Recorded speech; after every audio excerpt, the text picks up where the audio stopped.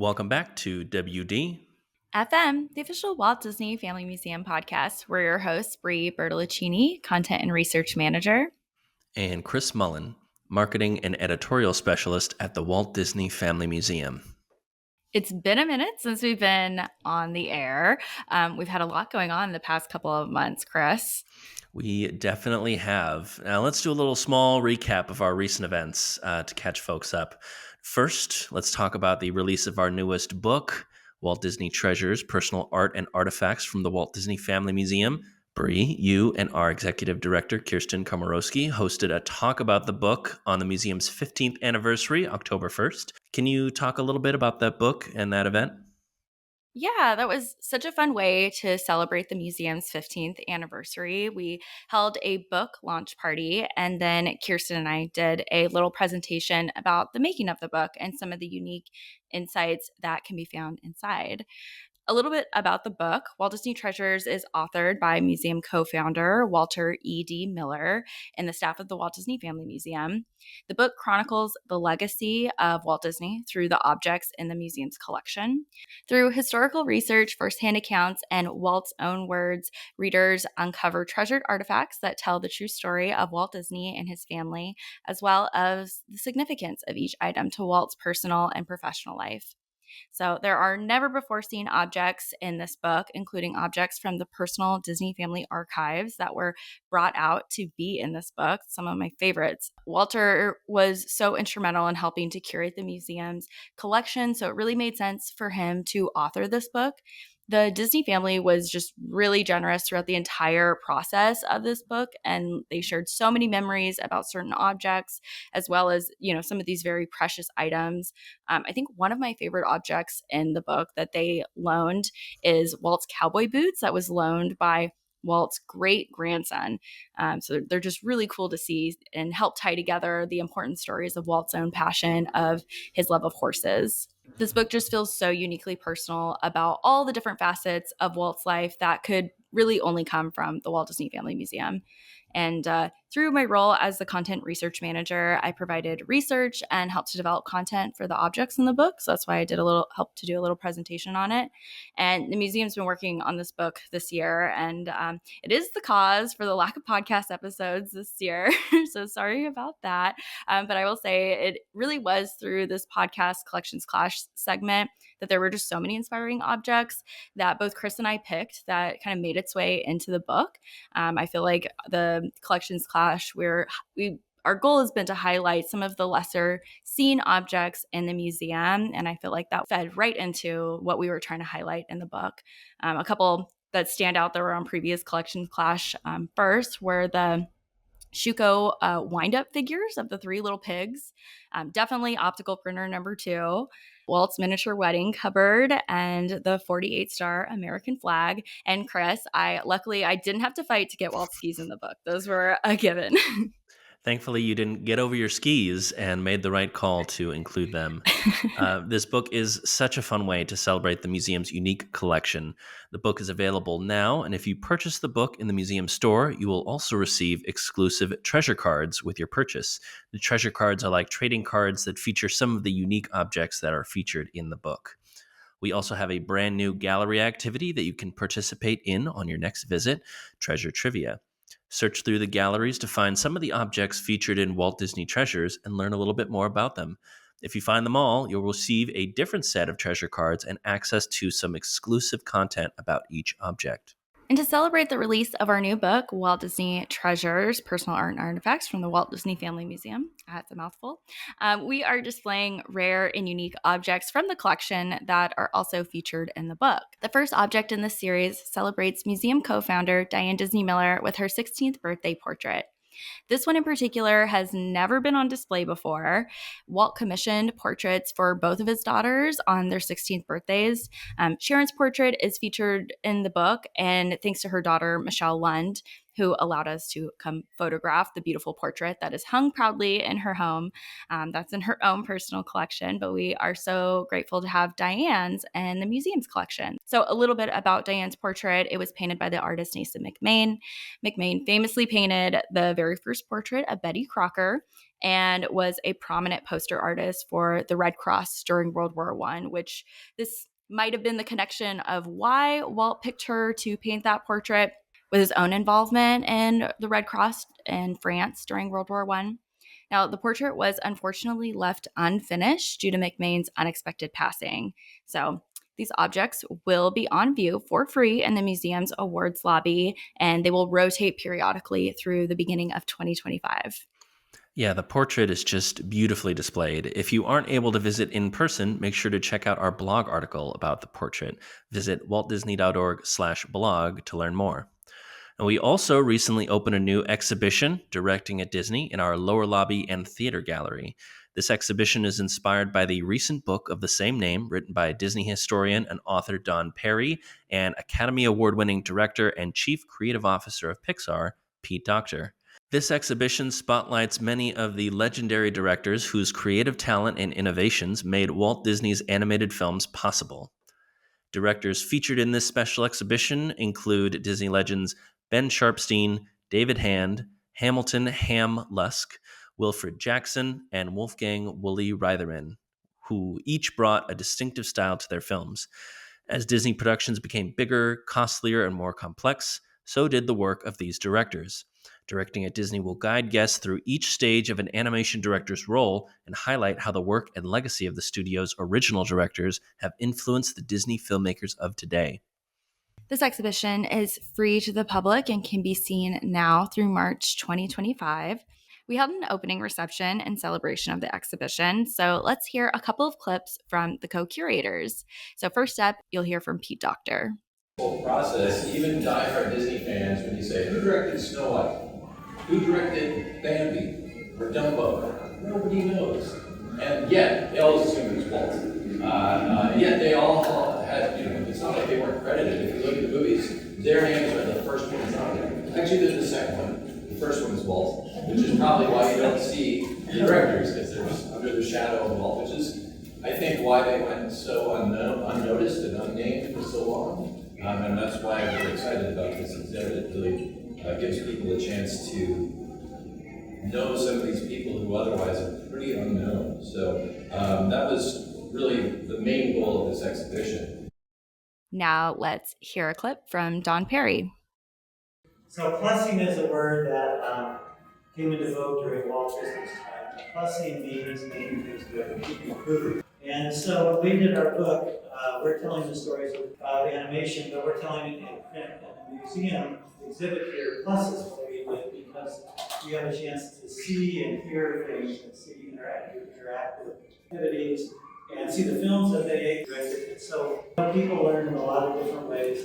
We're just happy that we've got this exhibit so people can learn this story in lots of different ways. And we really appreciate it. Great to hear from both of our co-curators. And Chris, you got a chance to hear from them again. We held a special talk at the ILM Theater with Pete and Don that highlighted their new book and the exhibition. You were able to attend. What were some of the takeaways from the program? Well, my main takeaway is that I hope the directors of today have good therapists and work life balance. Being a director under Walt was a pressure packed position that was not for the faint of heart. It was also really cool to put faces to the names that we see in the credits. Pete and Don did a great job highlighting each one and their distinct personalities and specialties, and made me really excited to read the book and play with the interactives in the gallery. It sounds like such an incredible program. Sad to have missed it. You mentioned the interactives. Can you kind of talk a little bit about what you can do in the interactives in the exhibition? Sure. Well, if you walk through the exhibition, you'll notice that we have directors' chairs of several of the directors pointing to a screen that rotates through some of their more prominent work. And also, one of the interactives that you can play with, you can actually time out a scene from Peter Pan, just like an animation director would have. There's a little button that you get to press, and you really have to try to hit it on the mark every time. And it's yet another reason why being an animation director seemed to be not such difficult creative work by itself, but also really exacting work that required you to get everything down to the fraction of a second.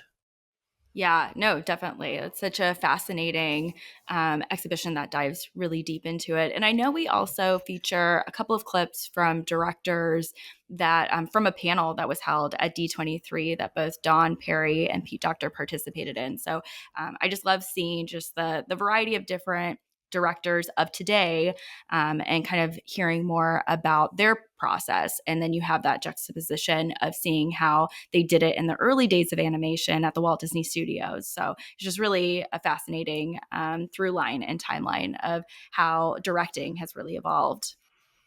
Absolutely. And then you also get to see some of the prominent directors of today and get to attach their name to some of the projects in recent years that might be your favorites. So definitely come down and check it out. And I think that about wraps up our recap of the last few months. Let's jump into some upcoming events at the Walt Disney Family Museum. First up, join us this month for screenings of The Little Mermaid. Scuttle into our theater to celebrate the 35th anniversary of the beloved animated film. We will also be showing sensory friendly screenings of the film on Sunday mornings. To make this film a more comfortable experience for all, lights will be dimmed instead of off. Volume will be slightly lowered, and closed captioning will be turned on. Guests are welcome to get up, walk around, sing, dance, and enjoy the film in whatever way is most comfortable for them. On Wednesday, November 13th, join us for a behind the scenes look at the making of Lucky and the Lights, a touching animated short film about the experience of a robot who was diagnosed with ALS. The program will be led by the filmmakers Toby Cochran, Adrian Ochoa, Michelle Meeker, and Jimmy Maidens. The program will also be accompanied by a special screening of the short film. On Saturday, November 16th, join us for Stop Motion Magic Behind the Wonderful World of Walt with Creative Capers.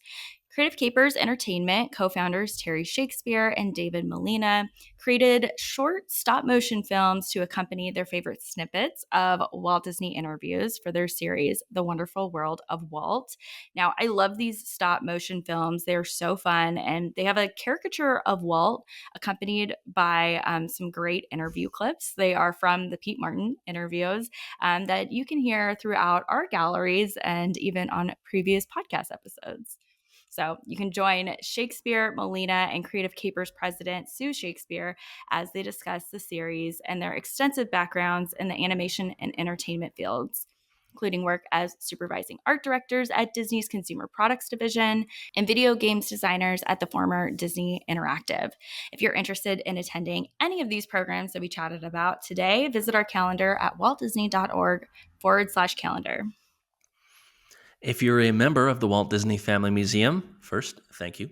And secondly, we are showing our appreciation of your support on Saturday and Sunday, November 16th and 17th, by offering an additional store discount and exclusive merchandise available from our museum store. This offer is available in person during the museum's operating hours or online through our member portal with global shipping available. If you're interested in becoming a member of the Walt Disney Family Museum, visit waltdisney.org/membership. We also have a variety of workshop and class offerings through the rest of the year. If you're interested in learning animation techniques, attend one of our Studio Series classes. We have classes available for youth and adults, and select classes are available virtually. We also have a new evening offering for adults interested in learning animation basics and kind of illustration techniques. This is called Studio Nights, and there are classes available in the evenings during the week. And we also have a class on Thursday, November 21st, that will teach you how to illustrate mermaid in honor of the Little Mermaid's 35th anniversary. So that'll be so much fun. You can visit our website at waltdisney.org/education to learn more. For folks utilizing public transportation to visit the museum, we have a Muni line that now drops off near us. Earlier this month, officials from the Presidio Trust and SFMTA were joined by community leaders to cut the ribbon on a new terminus for the Muni 30 Stockton at the Presidio's Crissy Field. These improvements will better connect the National Park site to other San Francisco visitor destinations served by the Muni 30, including North Beach, Chinatown, and Union Square, as well as BART and Caltrain. And just less than a 20-minute walk to our very front doors. So if you're taking the bus, come by and see us. That's like so amazing to hear that there's a new Muni line. I remember when there was only two, and I used to have to take it every day and walk almost 30 minutes to get to work every day. So, where was that 5 years ago? But it's better late than never. Well, now it is time for our collections clash. Now, this is where both Chris and I face off with objects from our galleries based on the month's theme. Before we kick off this clash, let's take a look at the results from the last Museum Musings episode. The theme of the last clash was summer fun, where Chris and I interpreted some of the objects on display in our galleries that represented some of the ways to enjoy the summer. In the first round, I won the round with my selection of the photo of Walt and his family around the pool at his Carrollwood home against Bree's selection of the How to Swim Goofy film poster. In the second round, Chris won the round again with his selection with the World's Fair poster against my selection of Walt's lawn bowling bag. No love for lawn bowling, people. No lawn bowling here. But in the final round, you redeemed yourself and won the round with your selection of Walt's Bell and Howell camera against my selection of Haley Mills' summer-related posters of Summer Magic and The Parent Trap. Well, congrats, Chris, on your win. For this month's theme, we are picking the color blue. There are so many iconic blue characters and objects on display. I'm just really excited to see how we each interpret and kind of pick those colors out of the galleries. So, Chris, since you won the last round, you get to go first. Thank you very much. For my first pick, I'm going with the dark blue Snow White Premiere Playbill on display in Gallery 4. It is titled The Playgoer, the magazine in the theater. I'd like to consider myself somewhat of a playgoer. And its cover is a photo of the exterior of the Carthay Circle Theater. According to our collection's notes, the inside of the playbill is mostly ads, program details, and Disney factoids interspersed. As we know, Snow White and the Seven Dwarfs premiered at the Carthay Circle Theater in Hollywood on December 21st, 1937, Walt Disney's first feature film and the first animated feature film from a Hollywood studio. So much of what the Walt Disney Company has accomplished in the last 100 years can be traced, sometimes literally, through Snow White and the Seven Dwarfs, and would simply not be possible without it being a smashing success.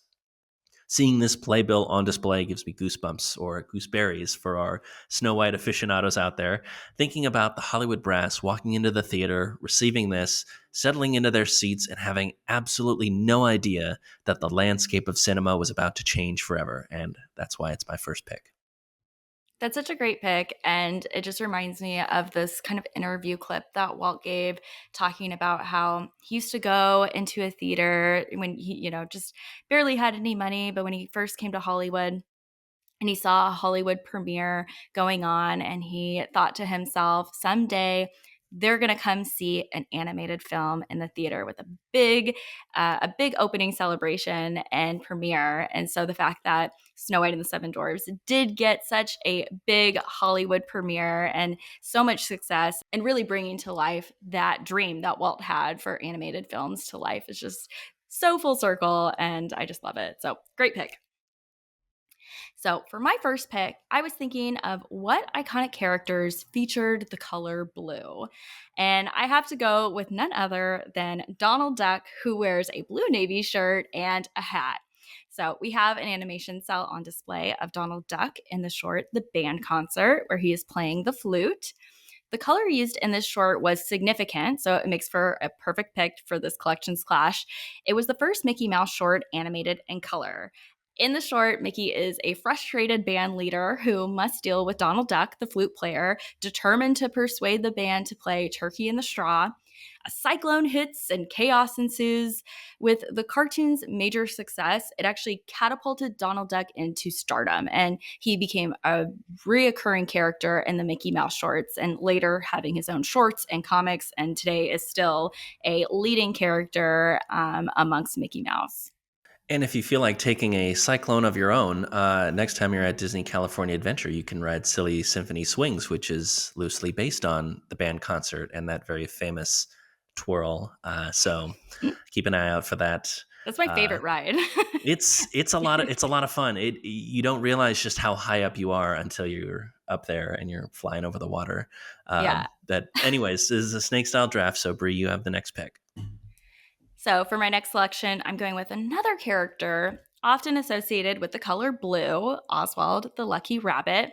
In this instance, I'm going with the Rival Romeo's poster we have on display in our galleries. This poster is a baby blue, and Oswald is playing his banjo wearing pink and blue polka dot shorts. So during Oswald's time being animated by the Disney Brothers Cartoon Studio, he was produced in black and white, and his short color kind of changed to complement the film posters. And so after Walt was no longer animating Oswald, Oswald shorts continued to be produced under Universal Pictures under animator Walter Lantz. In 2006, a deal was struck between Disney CEO Bob Iger and NBC Universal to get Oswald back.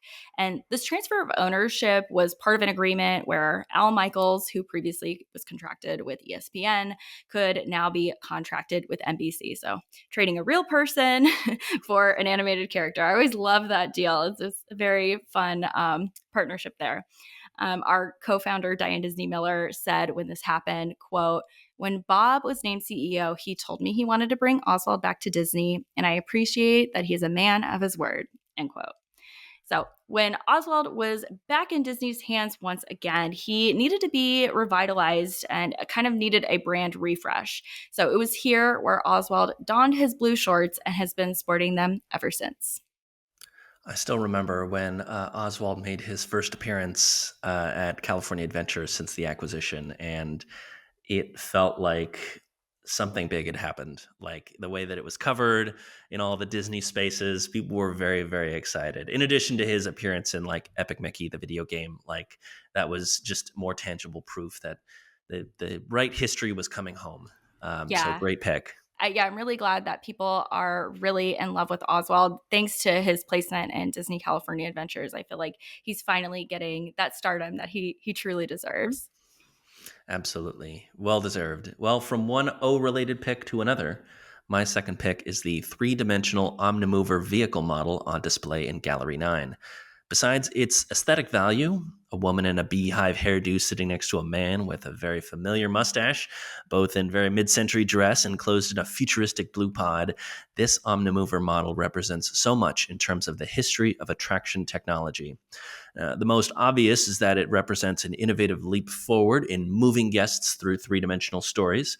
Debuting in Ford's Magic Skyway at the 1964-65 New York World's Fair as a test run of sorts for the People Mover, the Omnimover proved successful in its aim to move a high capacity of guests through various scenes. It also represents the constant of change. The Omnimover system would improve further in its application in Haunted Mansion as the ride system powering the iconic Doom buggies, adding the ability to turn the vehicles and direct their guests' attention wherever they want. So the Omnimover is kind of that perfect symbol in my mind of the changes of the 1960s and kind of where Disneyland attraction technology was going, but also that thought of Walt's transportation for other projects that he would try to make come about as well. Well, that was a omni great pick, Chris. Hey, that's my job. It's okay. That was I'll leave that to you. That wasn't even a great pun. You have the next selection. Thank you, thank you. Well, for my final pick, I'm going with the small drawing of an opening day billboard artwork for Disneyland. The background of the billboard is light blue with white Disneyland letters. A small outline in purple of a castle is in the upper left and right of the blue background. Across the top in black and white reads, quote, "Visit Walt Disney's dream come true," end quote.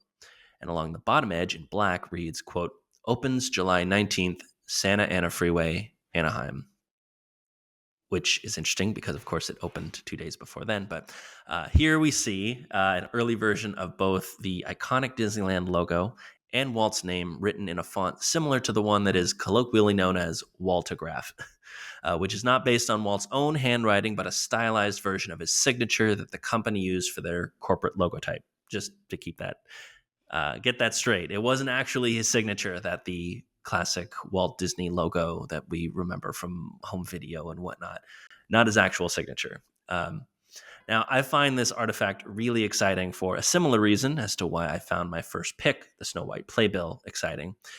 Imagine driving down the newly constructed I-5 Santa Ana freeway, seeing that sign, and instantly wondering about what could be inside. Would it be similar to their local zoo or a traveling carnival, or would it be something original and completely unprecedented? I mean, just imagine putting myself like in a time machine and just zapping myself to that moment. I would just be so full of wonder of what could actually be inside. Yeah, and definitely. And, adding all of that wonder and excitement and being able to turn on your television and see Walt Disney sharing just a little bit, some sneak peeks about what was to come at Disneyland. Just what an exciting time. And I envy those who got to visit Disneyland in 1955 and just how Disneyland was then compared to, how far it's come now. Well, for my last pick, I'm going with the People Mover poster we have on display in the galleries. Now, this poster is designed in an iconic mid century modern design with a blue background and juxtaposed with orange ride vehicles. It was designed by Ken Chapman with original hand pulled silkscreen. And this attraction poster was designed to be seen at the entrance of the attraction at Disneyland. So, the People Mover opened in 1967 and ran its full circle tour of Tomorrowland until 1995. Guests were able to travel inside several of Tomorrowland's attractions to get a preview. The technology created to propel the vehicles was first of its kind. Vehicle designer and Disney legend Bob Gurr recalled, quote, "The People Mover at Disneyland first came about based upon Walt's desire to have a high-capacity ride system of some kind," end quote. So Disney's Community Transportation Division actually used the same technology to build a people mover in the Houston International Airport. You can ride it there, a similar technology there, as well as in Walt Disney World's Magic Kingdom. I do miss the people mover. Bring the people mover back, please. The track is there from your lips to Bob Iger's ears. Now it is time for our honorable mentions. These selections will not be up for voting. For my first honorable mention, I'm taking the bluest thing on our Disneyland model, the bodies of water. The submarine voyage lagoon in Tomorrowland is the only negative space in the model. All other bodies of water are surface level and made of shower glass, but the lagoon is hollow and filled in with gel. Very interesting. There's a sea monster in the lagoon. Look just out of reach of the submarine headlight underneath a monorail support beam. Take a look next time you're in the galleries. So, when I thought of the color blue in our galleries, the first thing I thought of was our ribbon room, as museum staff affectionately calls our gallery that explores films created post World War II. The room has a film strip that goes around the room that plays projections of all the different animated and live action films created during the 1950s. Now, there's a seat in the middle of the room, and I know I've sat many times and enjoyed the projections that have played. And there's just a mix of concept art. I always love spotting the Mary Blair artwork and all the animation drawings alongside footage from the film. So it's a great place to sit and enjoy the view. I love that space in particular. I remember a few times before the museum opened, when I would start off in the galleries, I would just lay down across that bench and just look up and see all the films rotating through. It was such a fun time, and to see all those films covered and hear some of the kind of iconic musical moments from those films. I definitely can't hear Alice in Wonderland the same way again. Yeah. Like if I watch Alice in Wonderland, there's like 3 different musical portions that play in that gallery, and it throws me back into work mode. It's very funny and a little bit sad. Yeah, Um, I have the same thing with a couple of movies where, because that gallery just clips so many iconic film scores from those films that sometimes I'll hear it pop up in like a random place, or like, at Disneyland, they'll be playing some of the score somewhere. And I'm like, oh, that's Gallery 7. And it'll be like, oh no, that is from like an actual Disney film. That's not just from Gallery 7. But yeah. mhm. Too true. Well, for my second honorable mention, we just had the Olympics not too long ago, so I'm taking the 1960 Winter Olympics poster. The 1960 Winter Olympics was held in what is now known as Palisades Tahoe. Walt Disney was initially just in charge of the pageantry committee, producing the opening and closing ceremonies and entertainment for the athletes.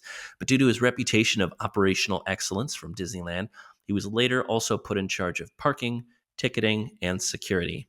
The 1960 Winter Olympics was historic as home to the first ever Olympic Village and the first time that artificial ice was used in Olympic competition. That's such a great pick. And I always love including and talking about the Olympics because it's just so unexpected that Walt Disney did that too. He just had his hands in so many kind of cultural moments that it's just so fascinating. I always love kind of picking a topic and seeing how I can connect Walt Disney to that topic. And the Olympics is a really fun one to do with friends. Well, for my next honorable mention, I'm going with the blue maquette depicting Vulcan from the Pastoral Symphony segment in Fantasia. So, this maquette is a bright blue and shows Vulcan, the god of fire, about to take his hammer to create Zeus's lightning bolt. Now, how this character is depicted in the maquette is drastically different to the way his final representation is in the film. I actually had to do a lot of Googling, and I actually didn't really know what character this was. Chris, you pointed out that it was actually Vulcan, so I had to do kind of a deep dive. I'm like, who is this character? Why don't I recognize this blue guy?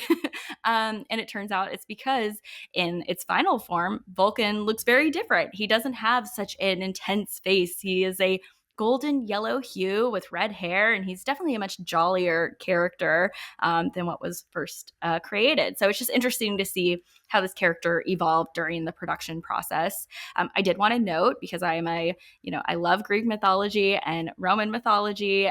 So I just wanted to note that the name Vulcan is the name for the Roman god of fire, and in Greek mythology, he's known as Hephaestus. Vulcan and Zeus would be depicted again in Disney animation in 1997's Hercules. Always love a connection to Hercules. For my last honorable mention, I'm going with a graphic that many people likely pass by and miss completely at the end of the galleries, a touching telegram from Walter Roy on May 31st, 1963. It reads, quote, "Dear Roy, here is a little article I tore out of an English newspaper the last time I was over there. The things that happened to this man's corporation after he died is what set me thinking about our own situation here of having all our eggs in one basket. The thing that concerns me most is the effect such a situation could have if we were forced to drop a block of stock on the market to take care of taxes, etc. It is not myself I am thinking about, but it is the effect of what might happen to whatever is left that bothers me. When I'm up in heaven playing my harp, I really couldn't put my heart into it if I thought I had left things in a mess down here," end quote. And from that preparation, delegation, and succession gave us a Disney company empire that the sun never sets on. Wow. Chris, you were not kidding when you said that many people walk by this. That's my very first time ever hearing about this telegram. And it's such a beautiful note and kind of reflection that Walt was sharing with his brother. So, Well, I such a would have great pick. passed by it too if I wasn't looking for blue items specifically. So that was a nice little discovery that I made while just looking for blue items for this. It Ah, really hits the heartstrings or the harp strings, as it were. yeah.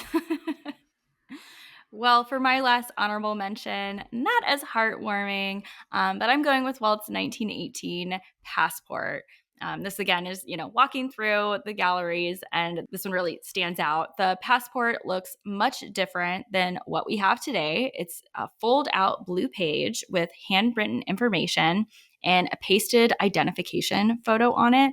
The descriptions on it that has like written down, how tall the person is, any identifiable marks on their face. Notes that Walt has a couple of scars above his right eye. There's just so many identifiers that are written out on the passport that I just find really interesting. Walt acquired this particular passport to volunteer for the Red Cross in France. On the passport, it does note that this passport is only valid to travel to the British Isles and France, which I find really interesting. It makes me want to go down a rabbit hole on passport lore and all of the ways that it has evolved over time to allow you into different countries. So there's famously a mistake on this passport that notes Walt's birth year as 1900 instead of 1901. Walt tells the story in the galleries that his mother and father had to sign an affidavit to get his passport with his birthday on it. When his mother wrote out Walt's birthday, she turned her back and he cleverly changed the 1 in 1901 to a 0, making him a year older and qualified him to participate and volunteer in the Red Cross. Such an iconic story and a great place to, I think, end our collections clash. That brings us to the end of this episode. It makes me rather blue to admit. Visit our Instagram stories today, November 1st, to vote on your favorite objects, or email us at podcast@wdfmuseum.org to cast your votes or even share your thoughts and comments. Thanks for tuning in to WDFM, the official Walt Disney Family Museum podcast. Subscribe wherever you get your podcasts. Follow us on all social channels at WDF Museum for all the latest updates. Until we're blue in the face, keep moving forward. Bye. Bye.